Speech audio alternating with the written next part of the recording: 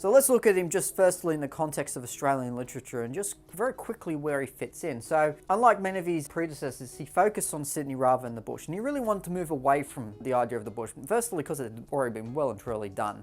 I mean, Lawson and Patterson were both the authorities on the bush. They owned it. To move it into Sydney was also to bring it into a sort of a modern cosmopolitan age. As I said before, people were starting to move away from the bush, and even in the sort of the 20s and 30s when these poems were being written, it was sort of split evenly between the bush and the city. He still wanted to represent Sydney and I guess in the sense of where it's going, as in people were one day going to be living in the cities and not so much living in the bush. So he wanted to really represent that.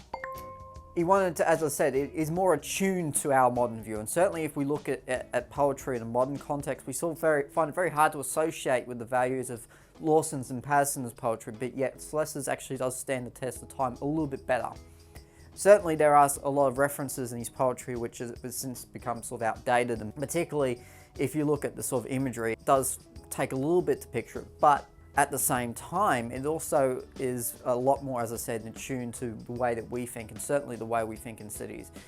And also really looks at Sydney in terms of its deeper meaning, and certainly in terms of the various things that we think about. We don't just think about representing Australia as, oh well, we've got wonderful bushland. It thinks of presenting us as a modern progressive group of people who are willing to change these old traditions. He was a nihilist. He moved away from the traditional values, and particularly those of our ancestors, the ones who had come across from England and had all these traditions sort of ingrained in them. He wanted to move away from that and really represent something that was more modern, progressive, and essentially it was one of the really first outspoken people about trying to move us away from, the dumb convict image which we often get associated with. And as I said, he despised things like censorship, for instance. He certainly, even though he was an Anglican, he was quite against, he was very much for the sort of the secularization of church and state, and to sort of keep these things separate.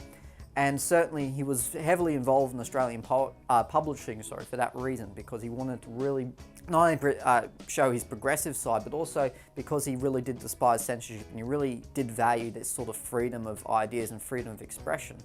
Was very much sort of in favour of things like sexuality, also in terms of just basically people having the will to say what they pleased. Was very much something that he really did fancy quite a lot.